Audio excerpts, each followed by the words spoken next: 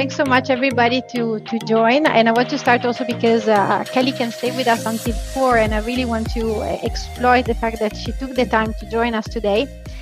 So first of all, just a word, the fertility focus group today for the Tech4Eva program will be focused mainly within the fertility journey in the support part.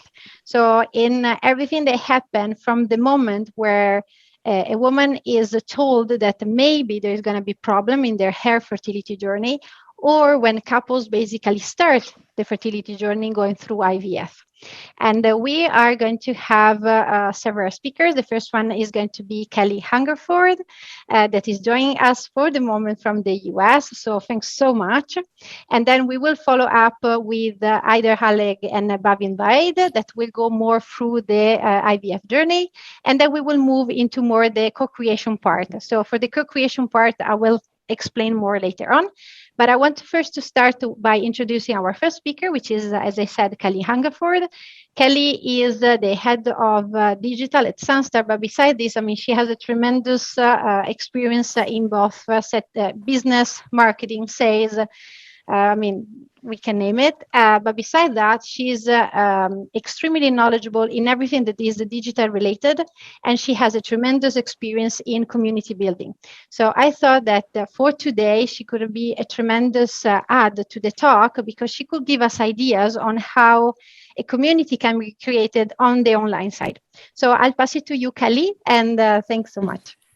Thank you. So hi, everyone. It's nice to be here. And how it says I can't share. I was going to, I have to like, should be able to now. Let's see. Okay, I'm going to go to my messy desktop. Nobody look, because we know how this goes, right? Messy desktop, share here. There we go. So here we are. I'm going to, and move you around here. On my presentation mode. Oh gosh, you know, it's like every service is different, right? I need to, there we go. So interestingly enough, so thanks a lot for having me here. And I wish I could stay longer. I can pop back in after. I just have a 4 o'clock meeting that I have to attend, and I'd be happy to pop back in after. And when Marcia asked me to come in and talk, I thought, I'm going to just research, IVF. And I have a good friend who's really involved in this area. And then I thought, actually, I want to go back to a presentation, I kid you not, that I put together in 2015 about why an organization needs community. And this organization can be profit, non-for-profit. I have a use case in here, but I think a lot of the fundamentals stay the same or remain the same. And they've really held true since I first created this presentation in 2015. So let's see. But I think what's interesting is when we think about building a community, we really have all of these grand schemes about, of course, there's a strategy behind it. There's a lot of planning behind it, but sometimes we overthink a little bit what community means. And community really means something different to everybody in every business, but it's that coming together, it's finding your tribe, it's supporting one another. And a lot of the roots in online community building, or all of them, really come from what we know and do offline. So I want to take you back to 1983, when really I started working. I was I'm 17 years old, and I got my first job working in a ski store, very offline. There was no Amazon at that time. There was no online presence. And this was a boutique store. It was high end in the San Francisco Bay Area. I'm from California. And we had we sold sporting goods, ski gear in the winter, in the summer, windsurfing gear. We scaled from 10 to 50 people. It was very seasonal. And we were known for our excellence in boot fitting and for the vibe that our customers felt when they walked through that door, to be quite honest. So we put a lot of emphasis not only on the best product and helping fit our customers for their dreams on the hill that day, but also for using just some very grassroots tactics to and really more of a strategy. I don't even think we thought of it tactics or strategy, but we just thought of it as like human to human relationship building to really keep our customer base satisfied. And what were some of those tactics? They were beer and boot fitting Fridays, bus tours to the Sierras. Every weekend I'd get up at 3 a.m. We had a bus. We took 40 people up to the Sierra Nevada mountains, provided rental skis and clothing for families that maybe didn't have a car or the equipment to get their kids up there. We had, in the summer, we opened up our parking lot to really large barbecues. We had neighbors that felt more like family, that surrounded our building, that would come over. They didn't even ski, but they would hang out with us. We thought it was great. We were invited to weddings. We mourned when we lost a customer lost a parent. I mean, these weren't customers. They were really more like family. And this small store was known in California as one of the greatest ski stores in the area.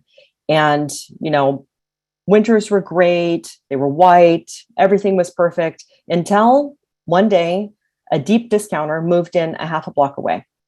And this was devastating for us because we were just a small one family owned shop. And we thought, God, this is just going to be the end of us, right?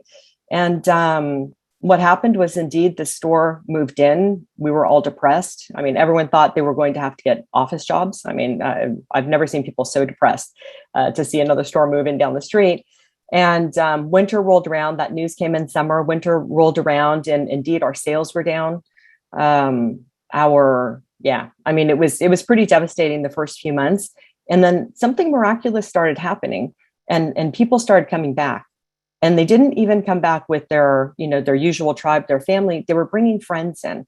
And what they found was when they went down the street to that store, they weren't getting the same service. They didn't have beer and boot Fridays. They didn't have bus trips organized for them. They had all the discounts, and they had all the kind of the bells and whistles that they thought would bring people in based on price and product. But what they were missing was heart. And that's what our customers told us, that we were more like a relationship to them than we were a store. And that really resonated as a small business owner and as the family who owned the store. Not only did our customers come back, but that winter when that discounter opened down the street, we had our best winter of sales ever. And it wasn't even a strong winter, but people were so moved by the community that we had built around this retail store. It was just amazing. And the word of mouth that people were bringing in friends, and friends of friends were coming for our Christmas sales, next summer for the barbecue. I mean, our business was even better as we were tested. So I think, coming back to the point of online community, a lot of what we do online, it just stems from what we would do in a very offline situation. And I think that building community, that's one of the most important things to think about. Is it's really easy to get blinded by all of the areas that we could promote and all of the bells and whistles that we can put into it. But what really matters is that heart and that giving, and making this community feel like they're walking into that literal front room that you're offering them. And so when we put this in terms of marketing, and you might not be thinking so much of the acquisition and the loyalty, but maybe more building this community for IVF members and for women who are feeling very isolated this time, there are a lot of great benefits that come out of the community building. And I think it's not to be dismissed that in any terms, when we're thinking of growing online presence, we know acquisition is expensive. It's a lot more expensive to try to bring people in than to build this community and to keep these retained and loyal visitors or customers, or maybe members, depending on the context of the community.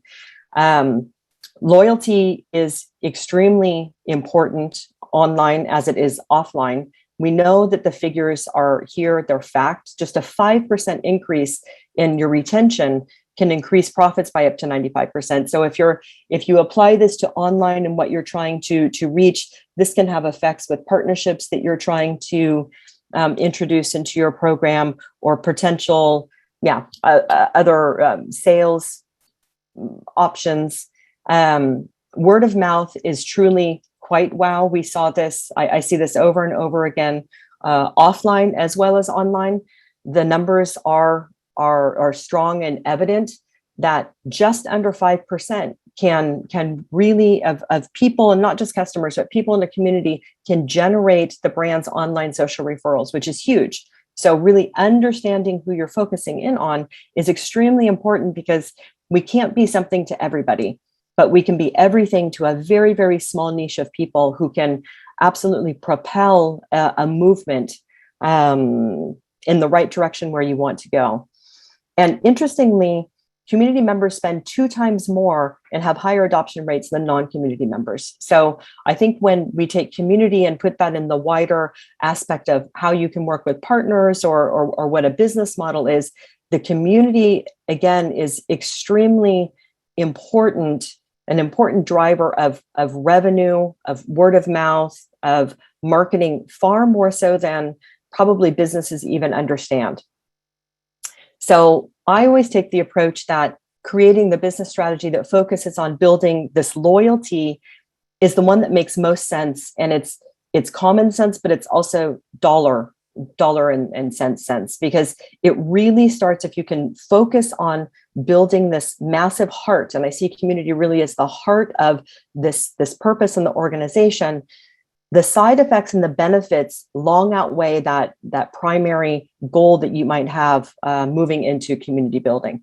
And so I think the big question is, why do we not spend more in organizations or businesses on what I call people media? It's putting people at the front lines to really start engaging our audiences and the people we want to help.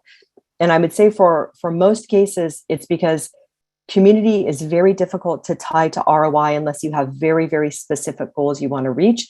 And most of the times in for-profit businesses, management, they're looking for the quick win. And community is not a quick win. It can take a solid 9 months to 18 months to 2.5 years to build a thriving community. And that's day in and day out. There's absolute heart that you have to put into it. And if I equate it to a breakfast, and I hope there are no vegans here, if you have like a bacon and egg breakfast, the community builder and what you're putting into that, you're the bacon. You're the pig who's laid himself out. You are not the chicken laying that egg and walking away. It's hardcore, but the benefits are just revolutionary for the organization. There's interesting, and I think it's worthwhile looking if you're not familiar with the State of Community Management Report. This one is from 2015. Every year they produce a report that emphasizes how community is being leveraged internally and externally. It's really, really interesting information, and they're one of the leaders in community management and strategy. Definitely worthwhile. This one's from 2015. It shifted somewhat, but only in really the kind of the positive areas, because the need for community and the value of community is being recognized more and more within the organization. So what I wanted to do just to kind of bring this home, and again, this comes from a business aspect and not a nonprofit, because I think there are a lot of side benefits that can spark ideas. And I know that this is a focus group talking about what could we do, and you're going to take this and put it in your own context. But I wanted to talk about an organization that I worked with in Paperly, or in Switzerland, called Paperly, and it was a business, a startup back in 2010. And with this startup, we had absolutely zero budget. I was asked to come in. The only budget I had was for a help desk. We set up Zendesk, and I had zero marketing budget outside of that. And there was a lot to achieve. I mean, we were just unknown, and we were in the area of content curation, which was very, very controversial at the time, because people viewed content curation as stealing other people's content. So it wasn't an easy entry job. But what I knew from being an offline community builder was, if we could rally these people online, we could actually drive our business in many different directions that would benefit our community of users as well as the organization. And I think that that's the biggest takeaway there, is when you're creating a community, it has to be a win-win. It can't be one-sided. The give and the take have to be nearly equal, because otherwise people figure out really quickly that there is no equality in what's happening. Someone's getting more than the other, and it just doesn't work out. So we created, there were 5 different areas where I was having absolute pain points, where I thought community could be involved in my operations and help. One was customer service. I was one person servicing 500,000 publishers at the time, and I obviously couldn't scale. So I really needed to work with a group of ambassadors to train the trainers and give this group of people praise and really direction from the organization, but mostly recognition, because community members that stick are the ones who are recognized by an organization and they feel almost as a part of that organization. So I set them up as really advocates for helping in a way on our help desk, working it into an ambassador program where they would get previews to product trials and really that backseat of being involved in our software evaluation in order for helping people on our help desk. So this worked out really well, and we really decreased within about 3 months our tickets from 80% one-touch tickets down to 50%. So that meant or two-touch tickets down to 50%, meaning I had a lot less work on my own because our community was taking over and they were fielding a lot of those questions and answers. Another area was in marketing in general. I had no budget. So we were very much a product-focused organization. And what we switched to was really talking more about empowering the community and having them highlight how our product, sounds very simple, how our product was helping.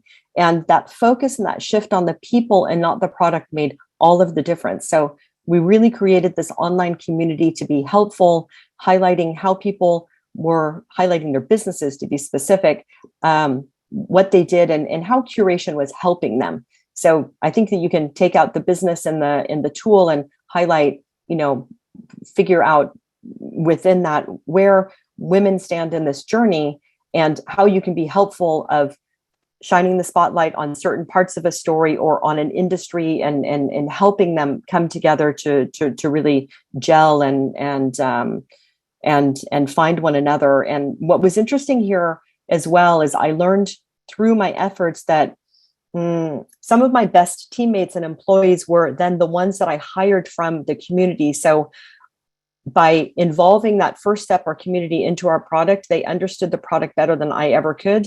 And then I actually hired them within the team because they knew our product. There was literally no onboarding outside of our organization. So the community that you're building is a really vibrant space for actually saying, you know what, this person might be a great part of our team or a great part of another product team. And I think that that's a side benefit that we also don't often think about.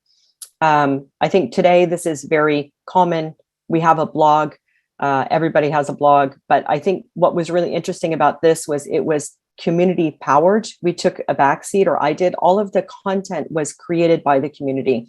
And this was pretty revolutionary back in 2015. But within the first 90 days, we went up to 30,000 views monthly, which is crazy. But because we were coming from like zero. What really fueled that was what I call, the ego factor, that when you put people in the helm of being able to create their own content and advocate on behalf of the company, then they're tapping into, they use their own community members to actually share their content too. So it's this real word of mouth. And today that all sounds very like, of course, that's what we have influencers for. And but these aren't influencers. These are really your micro influencers and this handful and sometimes core of people. It might not be more than 10 or 20 that can drive more than 50% of the traffic because they have such an incredible network. So what's important is when we talk about building in the community and seeing how you can leverage content within the community. I think the important thing there is that community is it best serves when the audience or the community members really are creating it, because they're also then amplifying through their own networks. And the word of mouth was really important for us also at the time. I chose Twitter as the tool. Maybe today it would be a different venue, but we didn't go out and build a huge platform because I had no budget. I used what I called rented space versus owned. And I used platforms that were out there, one, to experiment and listen a lot of what was going on, but two, then to choose a platform that really just aligned with where our business was and the community was. And we were able to, within 1 year and then 3 years, really make an impact on impressions, and the audience who I wanted to have their eyeballs on our product see us. And that was, again, driven through the community by featuring community members on Twitter chats, by repurposing content, by taking their chats and turning it into a lot of different types of content. So they were really the heroes of our community. Again, it wasn't a product and there was a subject matter around it, but this was just 100% heart-focused. Let's place people at the heart of what we're doing, and the rest will work out. And it really did. And lastly, the product development side of things was really interesting, where, as a product manager, we thought that we knew what our community would want best. And organizations always have this problem, even if they say they don't. You have some smart engineers and you have a product and you're trying to see how you can leverage that and how you can make it work. And you can really only find and develop products as best fit products when the community is actually involved in the making or the creation of that product. And that's what I think Paperlead at the time did really well. We went from a free service to a pay service, and all of these features, and it was very inexpensive, $9 a month. All of these features were features based on what our community and the work with reaching out to this community said they needed and validated. So it was pretty clear when we created the service that we were going to have exponential growth in our pro side of it, not only our basic side, because this was exactly what people were asking for. We weren't putting out anything that nobody wanted. And I think this is also another really important thing to think about is we and you might have ideas of what's needed, but until you get this core community or people who are actually close to the heart of where you're going involved, you won't really know what's needed. Because that delta between what we think we know about our audience or users and then what they actually know and what they need, there's a huge void in between. So, call this product development or call it community vision development. The important part here is you can absolutely hit it on the head if you involve and trust. You build that trust between your community early on. They'll want to be involved and they'll want to co-create. And you can have a wonderful experience with them. When the best time is to start sooner, not later. And you can start as soon as really getting your listening ears on social media and also within physical groups of really understanding the issues and what's going on there. I just made this quick list of, well, actually, this is the list from pretty much what stood in 2015. And seriously, none of this has changed today. When I'm working with companies, and I still do work with them on the side, these areas and these topics, they're just foundational. And I a lot of times I think we want to skip past the foundations and start thinking really far into the future. But the foundations are what will carry you into that 3 years or at least that first 18 months where I think it really takes to get that community up and running. There are a few resources that I have here at the end. I think one of the most important one, we can take off my community works, and that's me. Sorry, see, I didn't touch this at all. The community canvas framework is really an important tool for community builders. If you're familiar with Osterwalder's business canvas, this is really the same principle. I use this time and time again, and it's an excellent way to get your ideas down and to understand where you want to drive strategically this community. It's a really wonderful resource. We used this also when we started. I was very involved with Women in Digital in Switzerland, and Simona is here, who is now very involved. I'm less so involved, but this was something that we used way back when, also to really think about how we wanted to move forward, and that helped us as well. So that's a great resource. I can share this after, and it's linked in there. But that's what I wanted to share. I thought about creating something specifically for IVF, but I thought, it's the fundamentals and the basics that I think, it's food for thought of where do you want to go and how do you want this community to thrive, and maybe what are some, there's always that primary objective, but there are some nice secondary objectives that come out and benefits that come out of the community building. And a lot of times when you start building the community, I just want to say that the audience can come far before the final product. So just building a community and understanding and starting to connect people is very often the catalyst for a product or an idea that comes out that you would have never thought of on your own. So again, I think it's never too late to start talking to people and formalizing how this group comes together, but also without overthinking, because communities, I think they need that framework to work within. What are the boundaries, what's the give and what's the take? But most of all, people just want to be heard and they want to find their tribe. And from there, you can really start seeing how that shapes and where that grows. But yeah, that's kind of what I wanted to share, and I'll stop sharing. I don't know if that's helpful or not. Thanks so much, Kelly. Really, really interesting. I don't know if anybody has a quick question, because I know that Kelly will have to leave us in 3 minutes. And I think Lisa has one. Too. Yeah. Yes. Lisa? No. You don't. Okay. No, so that might be, and I know that this. Yeah. Speaking of community is a funny thing. Thanks for sharing, Kelly. Speaking of community, it's funny.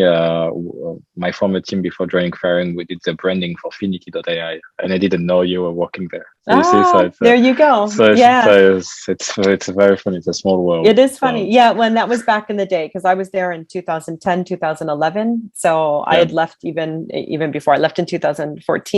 But it was an incredible journey, and there was a lot to be learned from there. I think just one of the things that I always think about is take away what we know from offline community building and what's community building. Going, every week to see that group of friends that you have a drink with, or joining a movement that you like, but you go persistently and consistently, and it's offline. And those principles really apply to online. And I can just say one of the biggest mistakes we make as marketers, and community very often falls under marketing or maybe innovation, is we just try to overthink and over-architect what people are going to do and say. And people are people, online or offline. So I think we have to think about that all the time. It has to be a really natural feel and fit. In the same way, if you were in a room, you probably wouldn't commando the room and just spurt your ideas out there without getting feedback. Somehow online, that's what we like. We just somehow think this is our platform, and here we are, and we're laying it down. And it's the most vibrant communities are the ones where you truly have, everyone feels like family. And I think that that's what you want your community, no matter what the topic, to feel like, is when you open that door on whatever platform it is. If it's offline, it's a hybrid, you want them to feel like they're walking into your front room. And if they can have that feel that they've just joined your house, then they're going to stay. And I think that that's ultimately the goal, right? You want to feel warm and fuzzy and walk away saying, that was incredible. I can't wait to go back again. So this is especially true for companies. For example, if I look at Faring, 5,000 to 7,000 people, we tend to forget that our first community are our employees, right? So they're just there anyway, So you can just build an entire family out of the people you work with every day. And sometimes they spend more time with us than their own family in a way. So I think we all have felt that. We might have been with our own family the last year, but I was certainly spending a lot of time online. Exactly. So yeah, so I look forward. I'll join again after my meeting. I hope that was helpful. If you take away one thing at least, then I think that that's a success for me. That's always what I shoot for. Just one little tidbit of information, and then I think that that's good. And then all right, well, hopefully when I join you again, the sun will have come out and I won't look like I'm back in like 1825. Thanks so much, Kelly, really. So we hope that you will be able to join us later on again. Yeah, Thank you, and it was really, really super. I'm sure that it will also fuel the discussion later on. Thanks so much. Bye, everyone. Bye-bye. See you later. Okay, so now, if I manage to get my mirror board. Okay, so now as a second speaker, as I said before, as you know, this program is both funded by Groupe Mutuel and Faring as well, co-founded. And the next two speakers actually are coming from Faring. There is Haider Alec, which is the global head of the digital in Faring, and Bhavin Vaid, which is the global head of communication and public affairs.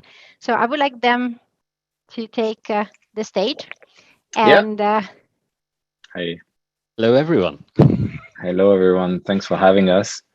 So I think if you agree, what we can do is just a back and forth conversation with Bav, which I'm working closely with, and I wanted to review and to share with you something. I'm not sharing a lot, but I thought, I don't know if you see my screen.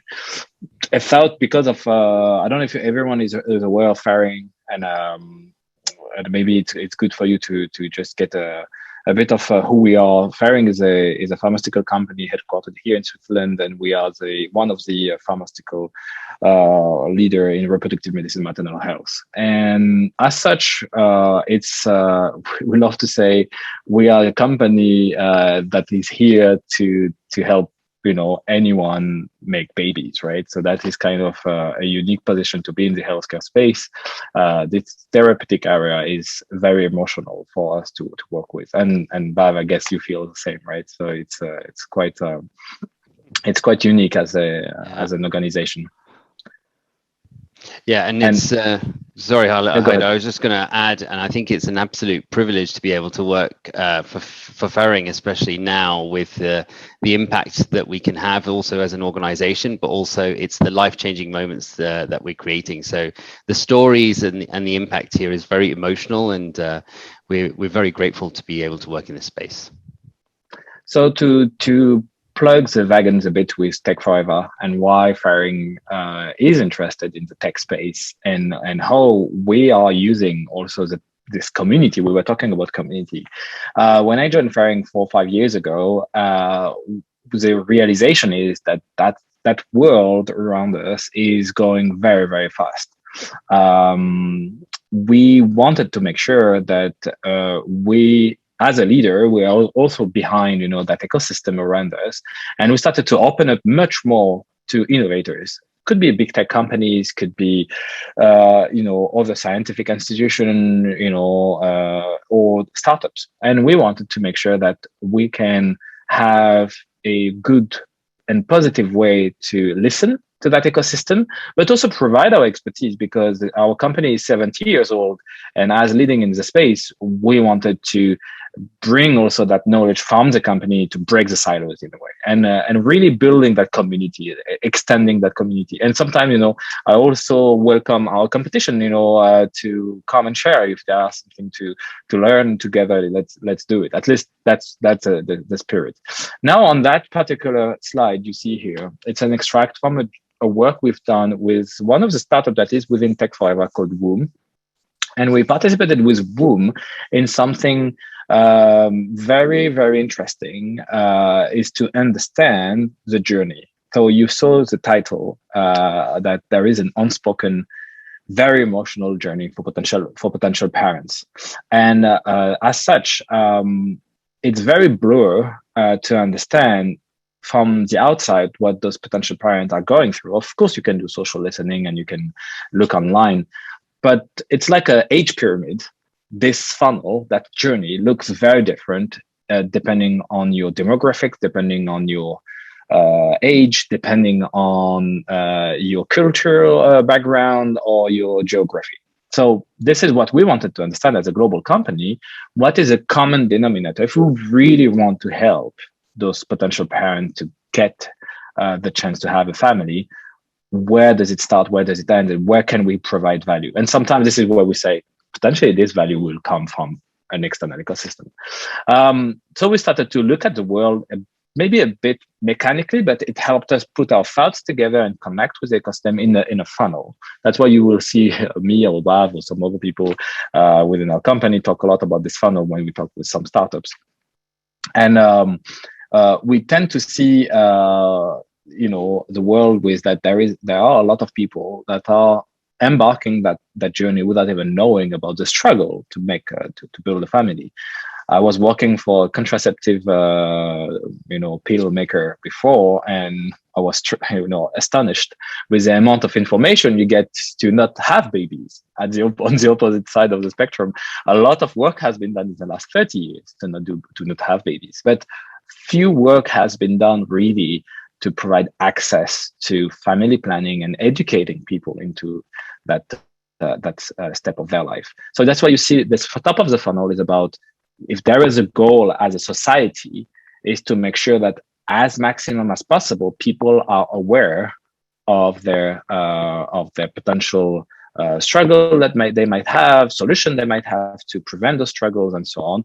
And that is not even talking about fertility solution here. We talk about really broad aspects of infertility or fertility issues. Then, and this is the purpose of today, is when there is a suspicion of something not going as according to some baseline. Usually you tend to start to see some specialists and so on, and that is where the journey is start to get complicated, because it's not only physiological, you have to accept it emotionally.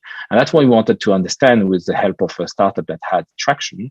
When we start to go down in the funnel, this is a different objectives that we wanted to measure and to optimize, is a time to specialist. We've seen on the data we had that a lot of time is lost for those potential parents in the middle of the funnel. People go talk to many variant doors, and they don't have a proper answer. They go talk to friends and family, they go online, they lose time. And we know that they are losing from 2 to 4 years just wondering before getting an official diagnosis. That is something we'd like to help, or we'd like to find solution together with this extended community on how we can shrink that time to diagnosis or specialist, not only on female, also on the male side. Remember that 1/3 of this the infertility case are also due to the male, 1/3 are due to the female, and 1/3 are just this unknown box. And that leads us to that treatment readiness, which isn't. Let me just close my phone. Someone trying to call me. This leads us to also that treatment readiness, because it's not because you are diagnosed and ready to get a treatment that it gets smoother. On the opposite, that journey starts also to be quite heavy emotionally there, and you need coaching, you need someone to help you pass those gates. You can fail a cycle as a couple. That's not easy to re-embark that same journey. You can have a successful child, and then you want to go for another child, and then you can potentially struggle or have the fear of struggling again. So we wanted to have that kind of view, and you see here that we started to identify. So the job we did with Womb was interesting, because we had almost 900,000 people on the big data access, and we followed very thoroughly across 6 to 9 months 500 women, obviously, with all the consent collected and so on. And we started to see how people are spread across the funnel, and how fast they go from one step to the other. And as you can see, the time to conceive, you see, so this is what we were asking people. You see that when people were there, 40% of the total cohort that we were measuring, they were like locked in that understanding, the challenges of having a child, and that they were trying to conceive for quite some time. And then you see that the more you go down to the funnel, and the more longer those women are getting locked in that funnel. And obviously we have also people that have challenges, like medical challenges, when they start getting diagnosed and they get to the medical, let's say, path, then they start also realizing that it's not only the time to get to the right door, to the right information, that they have also medical issues that might get into trouble. I just wanted to share that with you, because it might get you ideas or reflection on how that journey that is both physiological. This is a challenge. It's a physiological journey. We need to know what's happening, diagnosing if there is a potential issue, but there is a lot of it that is emotional, and that makes it a special area in a way to disrupt. Bav, anything to add? Anything that from Product Family you've seen? I think that resonates with what you do at the top of the funnel, because your team is doing quite a lot with Product Family on the top of the funnel. But any thoughts on what I shared here? Yeah, no, I think the one thing that when you're talking about the emotional support that resonates. So probably just a few weeks ago, there was some research published in Reproductive Biomedicine Online, which is the 1000 Dream Survey, which is looking at the thoughts why patients. So it's a survey of roughly about 2,000 respondents in 9 countries. I'm not sure if anyone's actually had an opportunity to read through this, but it's got some great insights where it really talks about, it's now published information which shows that it takes 2 years for a patient to actually get treatment, and as well as the emotional distress that goes with the journey. There is quite a lot of there's some pieces written about motivational coherence. So when we're talking about the emotional aspects, it's also about how the couples are supporting each other, and actually having that motivational coherence within the couple is actually supporting them to get treatment. So taking a slightly different angle from a Ferring perspective as well, and it's actually the team that's been driving a lot of this work around Project Family. So that's our conversation on everyone's family building journey, because we recognize that we need to better understand, better listen to the patient community and their needs. And actually, for me, Haida, I think the main thing was there was so much resonance with what Kelly was saying about community building. Especially this community is so active and is very supportive as well of each other, which I've not probably seen as proactively in some other therapy areas that I've worked in previously. So on Instagram, the leading advocates, the bloggers who are there, are very, very much passionate, but are also supporting all areas of the journey, but are really speaking up. So I think the opportunity that I see is there's a lot of co-creation that can be done in this space, and actually there's a chance to actually make a huge difference. So I am okay. 2 years to get into treatment. So it's not country specific, but it was.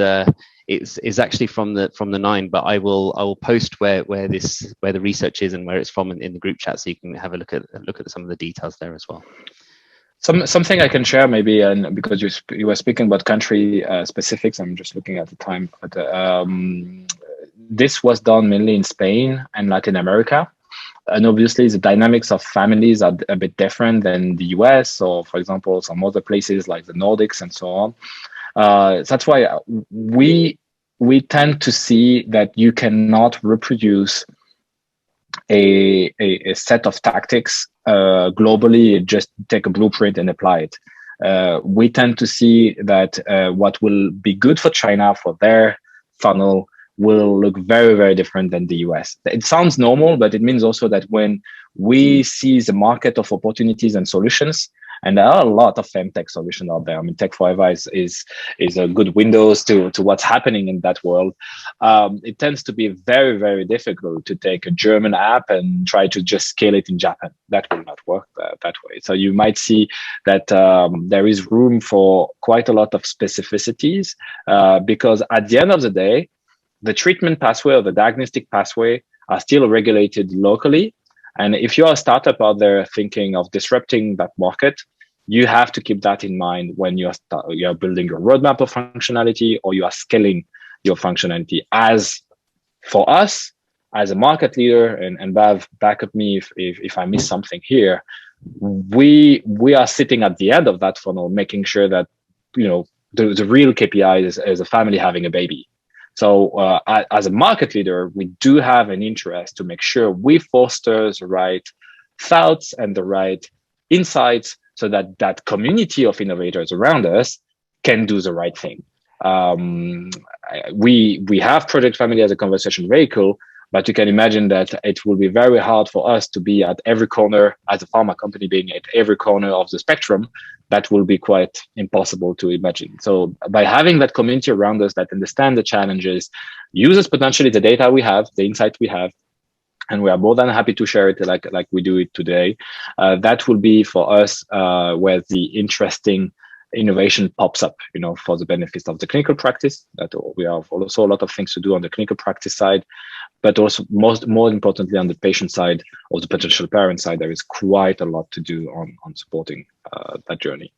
And maybe Heidi, the piece that I would also like to overlay onto this, and this is one of our biggest learnings as a communications team, is the cultural differences play out in this space very broadly and very widely. And I think this is what the community keeps on teaching us every day, where we recognize that, you know, there are challenges that, let's just take, couples can have, but then there's so many different sections of those communities that are accessing fertility treatment. So like the LGBTQ plus community, the transgender community, and then thinking about sort of solo mums now, there's so much insight that actually is not always the same. But it's really about listening and understanding those perspectives, because I recognize that there is a huge need out there, and there's a lot of sort of people who will do anything to have a family. So actually there is a lot of willingness and personal intent, which is actually quite unprecedented from my perspective. But the question is, how do you sort of continue to use that and build that and create something which is meaningful but is also adaptable? I see that there's a hand up. Yeah, I have a question actually, because it's very interesting. You mentioned that the community you are managing is very active. So from the reading here and there, and also feedback from like a friend's perspective, it seems to me that there is a community that is going through IVF that is really, really active in sharing and in trying to be really like supportive to each other. And one part that is more in the shadow and like feeling more the loneliness and the struggles, etc. So I was wondering whether you see a specific profile of the people that actually join online community. I wouldn't say I see a specific profile, but just taking one step back, I think there's three groups. So you've got the ones that are sort of unknown, and then you've got the ones that are trying and having a discussion online and getting advice from others.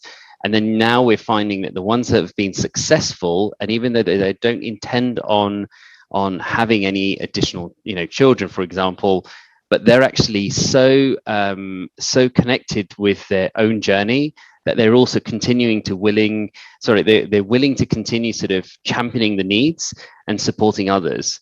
So from a profile perspective, I'll say that there's the people who have really struggled and have very sort of complicated stories are really taking that first step and being very, very proactive about their own story. And look, I've got a book here from Tristan Reese, who I'm not sure if many of you know him on Instagram, but he just recently wrote How We Do Family. It's all about his story, but the stories here are really powerful. And the one thing that we learn also, I'll give you one example, as part of the Fertility Orcs campaign, we were working with an influencer who is very large in the Muslim community, but completely did not want to be did not want her picture on anything, because actually it was the creation of the shame in the community if she was to speak out. But she wanted to be so vocal and support others because so many were going through the journey. It just showed us that actually that there is a way to do things, and there is a way for success. And it is around persistence as well, and the emotional support needed by people is really is evident. And one of the other things that we didn't recognize was, the things about what people say to others when they're going through a fertility journey. It's such a sensitive time that it could actually set them off. And actually, if they were going through, everyone's already stressed. This is increasing stress levels, and comments and conversations can really heighten stress and anxiety in people as well. And the question is, how can you bring that down? Because, if you don't, then actually the chances of success are then reduced. So the emotional aspect is just sometimes as much as the treatment aspect. And also what I can share, and we do a lot of social listening, and again, the cultural aspect, what you see, the taboos you have in Africa, for example, when you cannot have a child, or when you are male and you cannot have a family, there is quite a lot of taboo. So you see that darkness in the social media on some continent or cultures, and we see a total different picture when we listen to what Google is telling us. I always say people seeking information on Google are silent, are the silent majority. You know, they search, they are not putting their comments out, but you can get that data if you listen to it, and you see a total different picture if you start segmenting by country.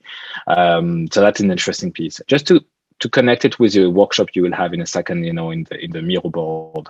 In the last workshop, we discussed about the awareness and what can we do to foster more conversation around, you know, that topic. And we detected that government, school, there are some pools of or avenues where we can do. In this particular workshop, and you'll potentially see here a couple of ideas we tested, but it's not just, I mean, it's some of the solution. What worked well within that funnel when we experienced it at scale? It's true that when having a data-driven approach, like you give a pass of what needs to be checked, like a step-by-step process that is clear and easy, and really taking the hand of those people to tell them, first step, go here, second step, go there, and they really feel there is a system taking them by hand. That works, that tends to work well. You always have drops, but people appreciated that the more they give information to a system that was well designed, the better that the experience will be personalized, and that will take them to the next best action. The second thing we tested, so once they get diagnosed and it worked well, is having a human part. So forget chatbots and so on. At that moment when there is a need to talk to a human, that human needs to be there, and it could not be someone who is, I will people in the fertility clinics, I hope there is no fertility clinics here, but they will hate me, but not a mechanical answer to how biologically this works. They need someone who is empathic and understand. So what we tested in that program, we had a nurse that was who was emotionally there, and she was trained psychologically to handle those cases, and she really was there to chat by SMS on the app or by call. And we tested another piece in the US with a program called Fertility House Calls, where people went directly to the home of the people to have a conversation. And we tend to see that bringing that human touch within the right step of the funnel tend to reassure people that they can continue and they have questions, but there is some support. That are the two ideas we tested in the last 2 years that seems to provide quite a lot of value for potential parents. Just I hope it's a segue for you guys in jumping on the group where we can brainstorm together. Thank you. Thanks so much for all of those insights.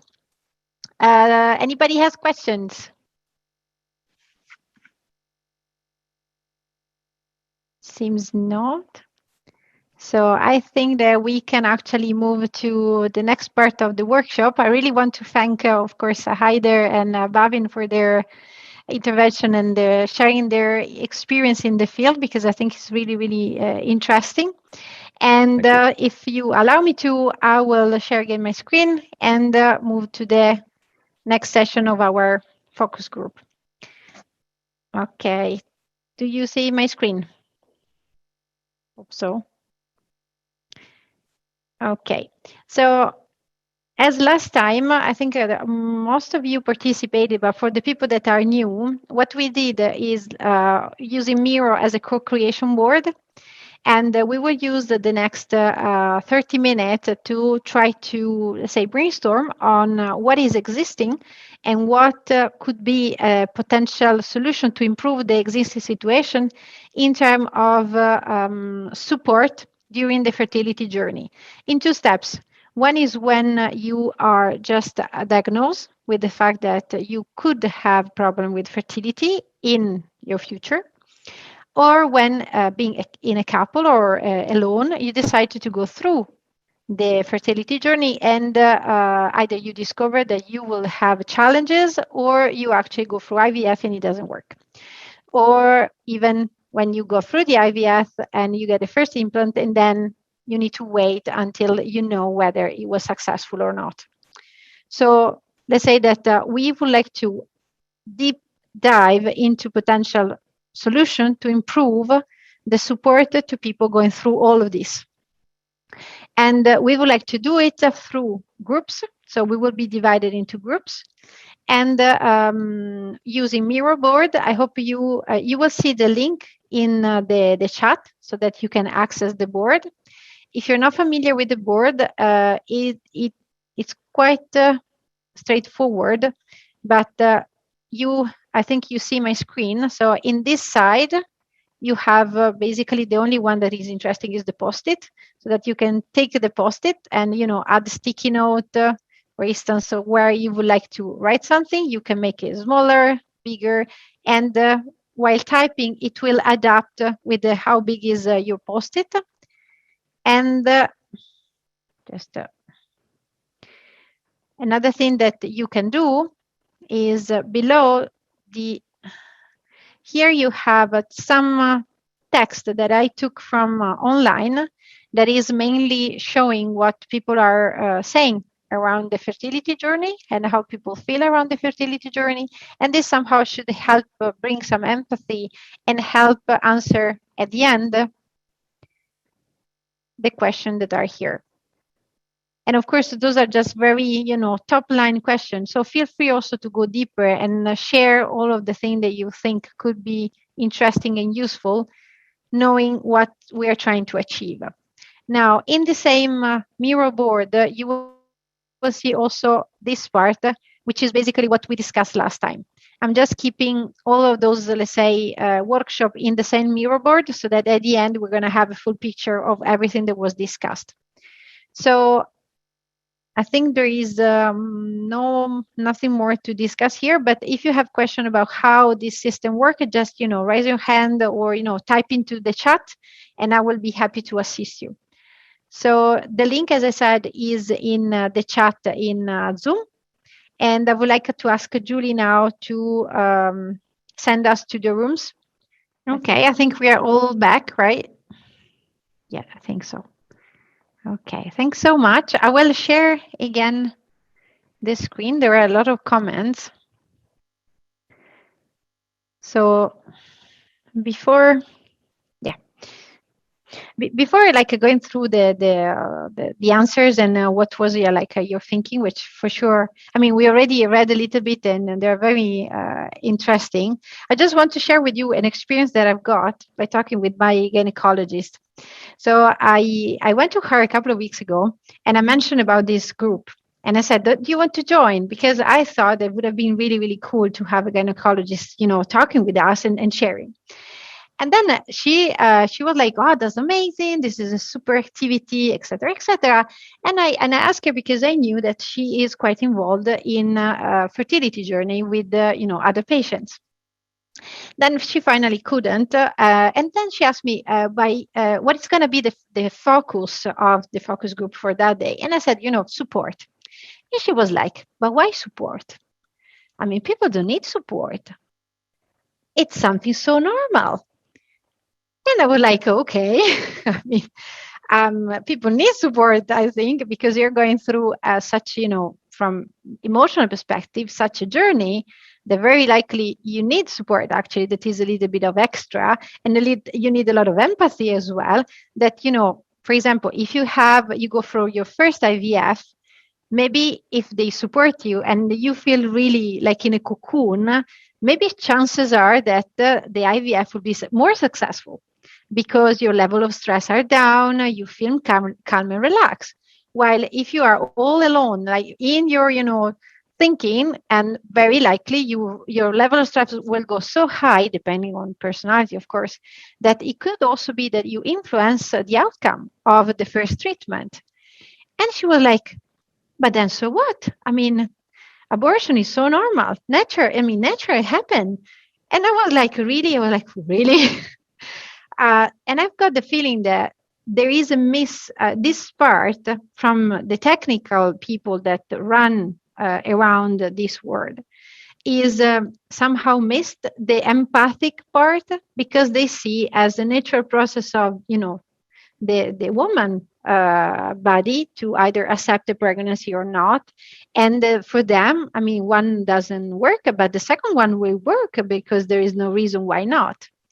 So that was something that really put me into a question mark about how probably we could also get a more influence from empathic perspective from the medical world. And I really would love if any of you wants to share either experience of themselves or friends if something like that happened to you.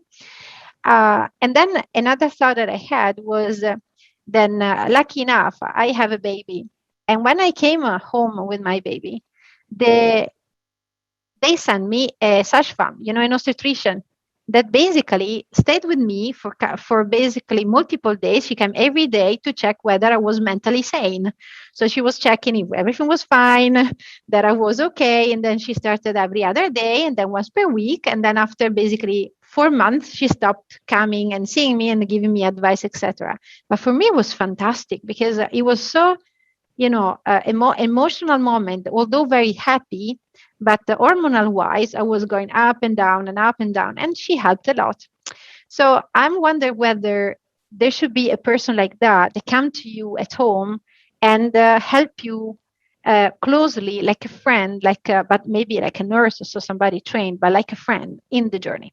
So just to share with you my small experience in support around the fertility journey as well. Okay, so going back to, I don't know if anybody wants to share something or want to say something. Otherwise, I'll go into the board and just summarize what we have. I just wanted to add that it's already a luck sometimes that the gynecologist is expert in fertility, because during my experience, I also encountered professionals that they were not expert. So they could not make me aware of anything or recommend me anything. So actually, it's also education of the gynecologist to be done. I don't know if they forget from the medical school, or there is a gap in the medical school in this huge subject. But actually, you have to find the right gynecologist that is expert in fertility. Otherwise, the standard ones, they have a poor knowledge. But do they tend to refer then to fertility expert, or they just follow you through the process and that's all? It depends from the professional. Actually, sometimes they refer, sometimes they try to do themselves. It depends from people to people. Okay. Well, thanks for sharing. Okay. Anybody else? Can you hear me? Yes. Allow me to interrupt. What generally occurs, depending on the country, is that the general gynecologist has the background that kind of supports the patient in the initial path, but patients are generally guided to the reproductive doctor, reproductive medicine doctor. And but that's what commonly occurs. But of course, the general gynecologist, depending on the background and his knowledge, he can start the support and give the first steps in order not to lose time with the patient, because time for those patients is very precious. So in order not to lose time, you kind of start the support, but generally you guide to the reproductive doctor. That's based on I'm sharing my experience, but of course it can be different depending on the country. Yeah, in fact, one of the questions I have for you was, do you know the difference depending on the country, or you're not aware of any difference? No, generally, most part of the countries, at least that I know about, is that you start with your general gynecologist. You ask for the support of your general gynecologist. Is the gynecologist that is always with you, that follow you. And under the diagnostic of infertility, if he or she is also a fertility doctor, generally he will continue the treatment with you in a more specific way. Or no, he will kind of start like, okay, let's go for the basic exams on infertility. We'll start with your exams because you don't have time to lose. But at the same time, in the meantime, we'll start guiding you to the reproductive doctor, and you can come in the first attendance with them, just with your first exams in the fertility already done with me. But this is what normally happens, but can change. Some countries doesn't have that much fertility doctors, so generally gynecologists try to go as much as they can but the best way possible is to go to the specialist, at least my point of view, but of course I respect each one's opinion here. Thank you. Thank you. Thank you so much. Anybody else? I would like to add something to Virginia's, if possible. Like, the thing is like that what Virginia described is the optimum way of, let's say, confronting infertility issues. But this is not the case in many countries, whereas many doctors, I come from Greece. In Greece, we have a really good IVF, let's say, really big IVF market for the size of the country that we are. However, many general gynecologists, they take the role of fertility specialists. And there are many women that they spend a lot of years with their general gynecologists doing IUI and mainly and other like maybe IVF, but they are not the special doctors. So I think it's a matter like it works really well if there is a really good framework like a GP, as it might be in the UK, that sends you like to a reproductive specialist. This might take time though, so it's a matter like of considering time rather than doing a treatment that might not be helpful at the end. So I don't know what is the best. Every country has its own issues, let's say, on this. Yeah, but actually, I think, I mean, what you're saying, it's in between what Elisa was saying and Virginia was saying, because indeed it's true that, for example, I know that in Italy, it can take really long to be allocated to a public fertility center. So you lose it really even years, I mean, months and months. So either you go for a private or you are there waiting and waiting. Then when you're inside the system, they follow up and then you are followed. But yeah, in Brazil, it's similar to Italy in this case. That's why I always start saying, depending on the country, because it really depends on the country. There is the opinion and the guidance, the pathway depends on the country. But generally, if you go direct to the private care, pay for it, it generally goes faster than the public service, unfortunately. Yeah. Because you referred to Italy, I wanted to add specifically for Italy that because of religious issues, there the things do not evolve well many times, and like they are time consuming for patients. And so maybe what we described in this board about accessibility to information would be good, like to consider translating informations related to fertility to local languages, let's say. So if in America IVF is allowed and it's really well developed, why we cannot use the information from American institutions and so on and translate them to Italian language, so Italian citizens can have access at least to this information and know how to move on. This could be one point.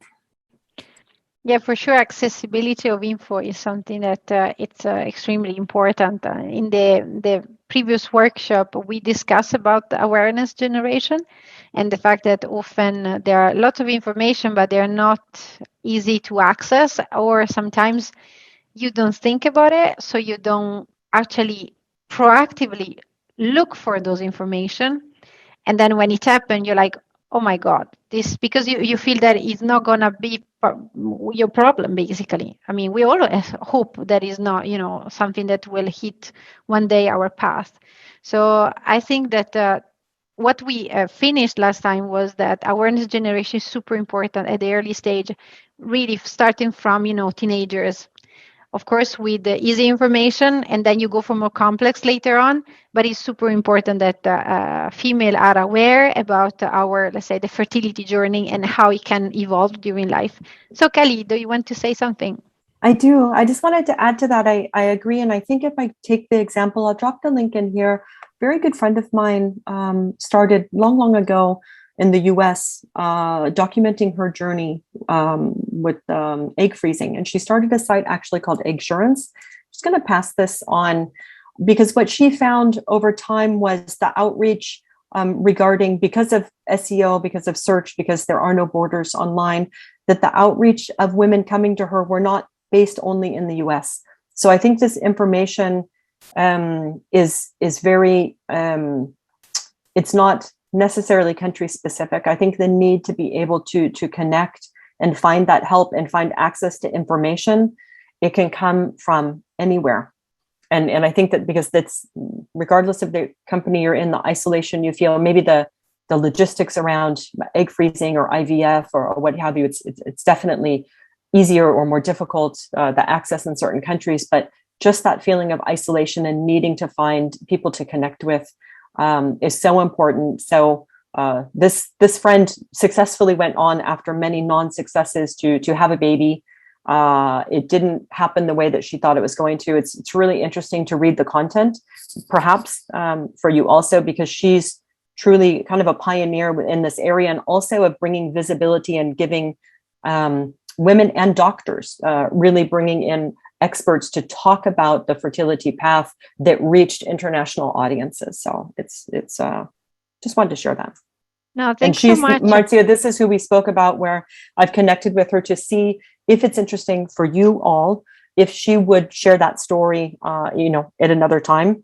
And I'm sure she would, because I think she's still working. Last time I talked to her, actually at, I believe like at the UN level even. So she's still active in this area. So maybe that's interesting too.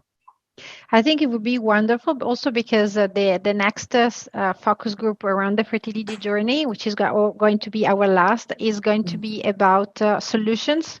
Mm-hmm. So I think having her on board as a speaker and also as a contributor to this group would be amazing. So, I mean, if you can put us in touch, Kelly, that I'll would reach out great. to her and see. It's a good opportunity when I spoke and see where she's at and what she's doing. And last time I talked to her, she was still very active in this area. Her baby must be like 3 years old now. So, it finally worked out, but definitely not the plan.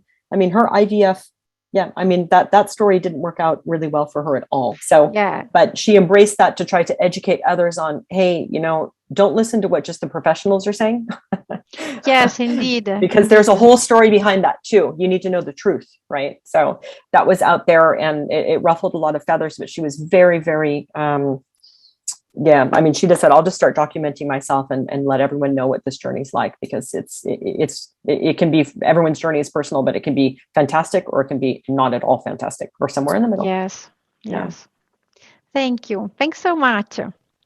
So now, as a summary, from what came out of this brainstorming, we have a focus on barriers. And for what I saw, all the comments that you made, there is, of course, a cultural barrier in terms of being able to, talk with others and feel less lonely in the journey. It's also seen as a very personal topic, and sometimes even inquiries from friends and family members can be seen as, too much to handle. The entire process is difficult to understand, and sometimes it's very difficult also to understand why for certain women it works super easy and for others not, or even believe that it actually you are going through this process. And another barrier, it seems to be that it is only managed by professionals, and there seems to be very little in terms of peer-to-peer support. So this is from the barriers perspective, in open up and feel less lonely and being able to share. Going more into the support, there were some comments about education material. That's for sure goes more into the awareness, I think. Then, of course, having support even online, peer-to-peer, in the language, in your language, that, of course, you feel more connected. And mental support and patient community. So more input into asking professional to introduce people that are going through the same journey in order to facilitate this connection between people that will very likely feel similar feelings and will be empathic within each other. Of course, as of today, there are many things already existing. There are apps, there are blog posts, there are support in the clinics. You go for an IVF in a clinic, very likely they offer you to have, mental support. But all of this is seen as very cold and is missing what actually Kelly was saying in her speech in the beginning, this family feeling that makes everything more let's say, warm and helping in such a, as I would say, cocoon situation. I mean, where you really need to feel cocooned. And the last one, which is more about, I mean, are we missing something? What have we missed in the picture? Of course, there is like a talk about education and education around and prevention. And that's for sure something that we know that is missing. I would now add also education of the professional themselves around the, let's say, mental and psychological engagement of people, how this could develop during the pathway.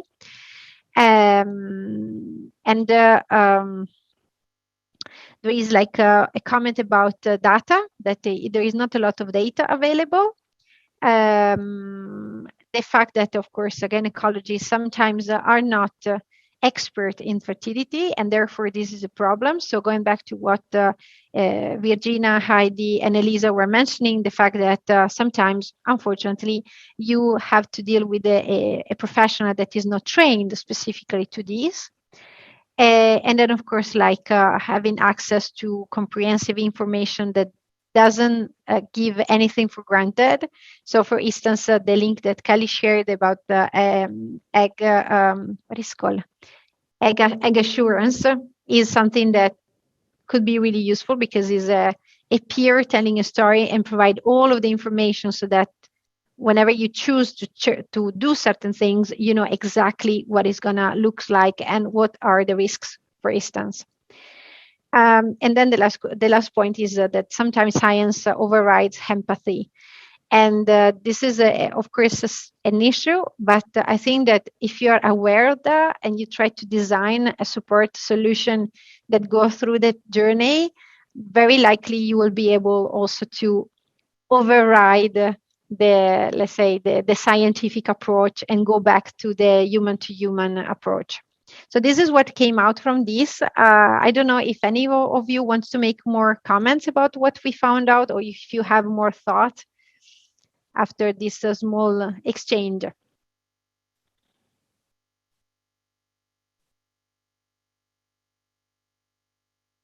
I'm not able to see if anybody is. Well, it sounds like you got a lot of work done. It looks amazing. Yeah, actually, yes, that's very, very good. So now, thanks everyone. Really, the next event will be the 23rd of November, is on Tuesday, same time. So 3:30 to 5:30.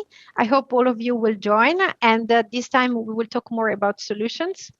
And if, like Kelly, you have people that you would like to suggest that could be good speaker for this session, feel free to, send an email or to Julie, or just drop me, a message on LinkedIn. And I would be more than happy to try to, engage with your contact and make sure that we can have, absolutely. I've sent her off an email, so let's see where she's at, and that's enough time for her to if she can, I'm sure she would be happy to, if she doesn't have another engagement, but I think that's enough timeline. It's a good lead, so I just sent that off, and let's see, hopefully hear from her in a couple of days. Thanks. With pleasure. Yeah, thanks so much. Okay, thank you. And I just wanted to thank you, Marzia, for animating that community in particular. Thank you for that. Thanks, Aider. Thanks to you, and also for your speech today. I think your colleague left, right? He is not here anymore because he had another meeting. Yeah, but please thanks him as well. So I think that for today we have done. And thanks so much, everyone. And I hope then to see you on the 23rd. Thank you. Thank you for inviting me. Fantastic. Bye-bye. Thanks to you. Bye-bye.